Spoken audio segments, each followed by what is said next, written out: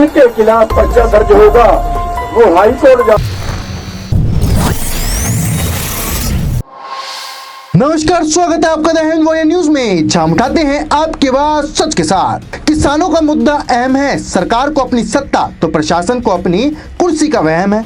कुछ ऐसा ही देखने को मिला बीते दिन, जब पहले तो करनाल में किसानों पर सरकार ने जमकर लाठी बरसाई, फिर हमारे एसडीएम आयुष सिन्हा कहते नजर आए कि जो बीच में आए उसका सर फोड़ दो। इसी तरह का स्पष्ट कर देता हूं, सर फोड़ देता। हाँ, कहाँ पे है सर? मैं ड्यूटी मैजिस्ट्रेट को लिखित में बता रहा हूं, कितने लट मारा कोई डाउट? पर किसान पर लाठी बरसाना इस देश का अपमान है। तो वहीं किसानों पर हुए लाठीचार्ज के बाद सभी किसानों का गुस्सा फूट पड़ा और किसानों ने करनाल के जिला सचिवालय पर धावा बोल दिया। इतने दिन किसान और जवान दोनों सड़कों पर सोते नजर आए, तो वहीं सरकार को अपना सिर झुकाना पड़ा और किसानों की शर्तों को मानना पड़ा। हरियाणा सरकार के अधिकारियों और कृषि नेताओं के बीच हुई बैठक के बाद 28 अगस्त को करनाल के बस्तर टोल घटना की न्यायिक जांच का आदेश दिया है। जांच हाईकोर्ट के रिटायर्ड जज द्वारा की जाएगी। ये जांच 1 माह में पूरी होगी। इसके दौरान पूर्व एसडीएम आयुष सिन्हा को भी छुट्टी पर भेज दिया गया है। करनाल में स्थानीय प्रशासन और किसान नेताओं की संयुक्त प्रेस वार्ता में अतिरिक्त मुख्य सचिव देवेंद्र सिंह ने बताया कि शुक्रवार की वार्ता सकारात्मक वातावरण में हुई। आम सहमति से निर्णय लिया गया है कि सरकार 28 अगस्त को हुई घटना की हाईकोर्ट के रिटायर्ड जज से न्यायिक जांच करवाएगी। जांच 1 महीने में पूरी होगी। आरोपी पूर्व एसडीएम आयुष सिन्हा इस दौरान छुट्टी पर रहेंगे। हरियाणा सरकार मृतक किसान सतीश काजल के 2 परिवारजनों को करनाल जिले में डीसी रेट पर सैंक्शन पोस्ट पर नौकरी भी देगी। आप सबका स्वागत है। चुड़ूनी साहब बैठे हैं, डिप्टी कमिश्नर हैं, सभी हमारे किसान नेता भी यहाँ मौजूद हैं। मैं सिर्फ ये बताना चाहता हूँ कि 3-4 दौर की आपको मालूम है, पहले वार्ता हुई है और बड़े अच्छे वातावरण में पहले भी वार्ता चली और कल जो हमारी वार्ता हुई बहुत ही सकारात्मक माहौल से और बड़ी सौहार्दपूर्ण वातावरण में वार्ता हुई और फाइनली तकरीबन हमारी फाइनल स्टेज पे थी। लेकिन जैसे चुड़ूनी साहब और सब कृषक नेताओं से बात हुई कि हम फाइनल जो अपना जो भी अनाउंसमेंट करेंगे सहमति के बारे में वो सुबह 9 बजे करेंगे, सारा सलाह मशवरा करने के बाद। तो अब हमारा जो भी था वो फाइनल स्टेज पे होके और जो हमारी सहमति हुई है दोनों पक्षों में, सरकार की तरफ से कृषक नेताओं के बीच में, बहुत ही पॉजिटिव माहौल में, बहुत सौहार्दपूर्ण वातावरण में हुई है और हमारी आम सहमति से ये निर्णय जो हुए हैं उनकी मैं घोषणा आपके सामने कर रहा हूं कि इस सारे प्रकरण में हरियाणा सरकार 28 अगस्त 2021 को बस्ताड़ा टोल पर हुए घटनाक्रम की न्यायिक जांच करवाएगी और यह जांच हाईकोर्ट के रिटायर्ड जज से करवाई जाएगी एवं जांच यथासंभव 1 माह में पूर्ण होगी। और पूर्व एसडीएम श्री आयुष सिन्हा जी इस दौरान छुट्टी पर रहेंगे और हरियाणा सरकार मृतक किसान सतीश काजल के 2 परिवारजनों को सरकार डीसी रेट पर सैंक्शन पोस्ट पर नौकरी देगी यहीं पे करनाल डिस्ट्रिक्ट में। तो ये मोटे तौर पे हमारा समझौता हुआ है और इस पर दोनों पक्षों की पूर्ण रूप से सहमति है और बड़े सौहार्दपूर्ण वातावरण में ये समझौता हुआ है। ये मैं आपके सामने आज बताना चाहता हूँ।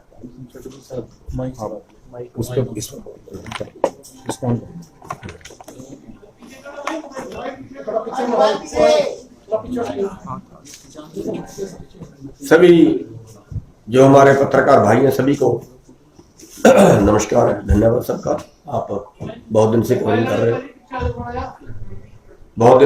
कर रहे हो तो इसमें एक तो जो हमने एक नौकरी मांगी थी लेकिन कल उसको जो है, क्योंकि उसका कंपनसेशन जो शहीद परिवार है उसकी हम किसी हालत भरपाई नहीं कर सकते, इसलिए हमने उसका तय किया था कि उसकी भरपाई ज़्यादा चाहिए क्योंकि असली नुकसान तो उसी का हुआ है। तो इसलिए कल हमने उसके 2 जो नौकरी मांगी थी जो प्रशासन ने मान ली है, सरकार ने मान ली है और 2 लोगों को नौकरी उसके परिवार के दी जाएगी। और ये जो डीसी रेट होता है इस पे 2 तरह की पोस्टें होती हैं, एक तो सीधा डीसी रेट पे रख लिया जाए और दूसरा सैंक्शन के अधीन रख लिया जाए।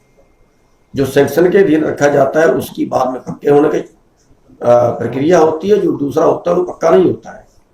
तो सैंक्शन के अधीन दोनों पोस्ट होंगी और ये एक हफ्ते के अंदर अंदर हो जाएगी। हाँ बिल्कुल ठीक। एक हफ्ते के अंदर अंदर दोनों को नौकरी उनको मिल जाएगी। और जो एसडीएम है आयुष सिन्हा जी, उनका जो हम एफआईआर दर्ज करने की मांग कर रहे थे या जो बाकी पुलिस अधिकारी हैं उन पे एफआईआर दर्ज करने की मांग कर रहे थे, तो हमने अपने वकीलों का राय ली थी। एक पैनल उनका बनाया था, 4-5 लोगों का भी हमारे बीच में है। तो उसमें जो हमने अपने वकीलों से राय की थी और जो हमारी फिर सहमति बनी है वो ये बनी है कि अगर प्रशासन एफआईआर दर्ज करता है तो बाद में उसके रद्द करने के बहुत ज़्यादा चांस हो जाते हैं। कल किस अधिकारी ने आना है, किस पुलिस अधिकारी ने आना है, कल वो आकर उसमें क्या करता है, और उसके पास एक पावर होती है हाई कोर्ट में जाने की क्वेश्चन के लिए कि मेरी कोई निजी दुश्मनी थोड़ा ही थी, मैं तो सरकारी ड्यूटी पे था, ड्यूटी के दौरान जैसे हालात थे वैसे मैंने ऑर्डर दे दिया। बचने के ज़्यादा चांस उसमें हो जाते हैं। लेकिन अगर हाई कोर्ट का रिटायर्ड जज उसमें जो है वो इंक्वायरी करता है, उसके बाद उसका पर्चा दर्ज होता है, तो उसके ना तो उसके कैंसिलेशन के चांस होते हैं और ना उसके फिर जांच को कोई प्रभावित करने के चांस होते हैं।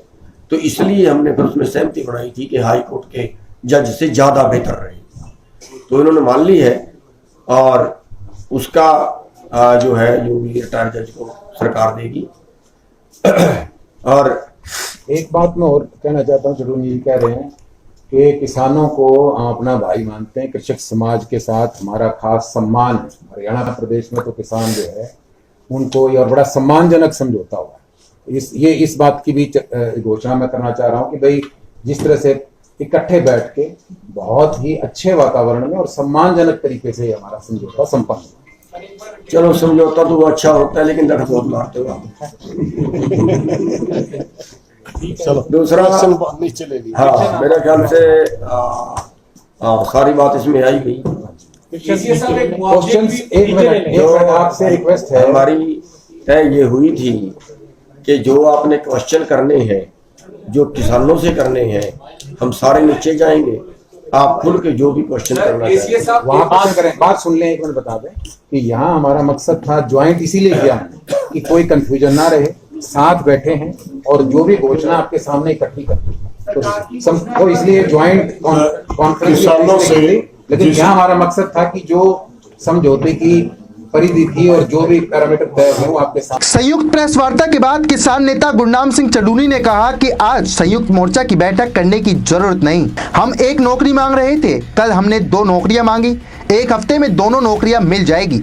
वहीं एसडीएम जबरन छुट्टी पर रहेंगे, उसके बाद उन पर अलग एफआईआर दर्ज होगी।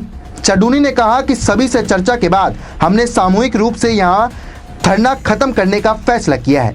आज आंदोलन स्थल खाली हो जाएगा, इस पर हमने सभी लोगों की राय ली है, सभी ने अपनी सहमति जताई है। संयुक्त किसान मोर्चा की बैठक अब यहाँ नहीं दिल्ली में होगी, दिल्ली का आंदोलन वैसे ही जारी रहेगा।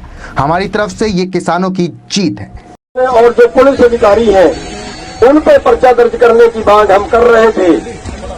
हमने कल अपने वकीलों की मीटिंग की थी, हमारे वकील साहिबान हमारे साथ में हैं, तो उन्होंने एक राय दी थी कि अगर प्रशासन पर्चा दर्ज करता है तो उसके जांच में थानेदारी करेगा या यहीं के पुलिस अधिकारी करेंगे और वो अपने अफसरों के विरुद्ध कभी कार्रवाई नहीं करते, वो जांच में उस केस को कमजोर कर देंगे, या तो वो केस बरी हो जाएगा या वो एफआईआर को रद्द कर देंगे। और एक बात और होगी कि जिनके खिलाफ पर्चा दर्ज होगा वो हाई कोर्ट जा सकते हैं कि हमने अपने ड्यूटी पे रहते मौके के हिसाब से ये फैसला दिया था, पर्चा कैसा दर्ज कर रहे हैं। हाई कोर्ट उसको पेश कर सकता है, उसको रद्द कर सकता है। लेकिन अगर हाई कोर्ट का जज इंक्वायरी करे और हाई कोर्ट का जज इंक्वायरी करके उसको देखे कि इसमें दोषी है तो वो पर्चा दर्ज कराए। वो पर्चा ना रद्द होता है ना एफआईआर क्रैश होती। इसलिए हाई कोर्ट के जज की हमने मांग रखी थी तो वो भी प्रशासन ने मान ली। किसान एकता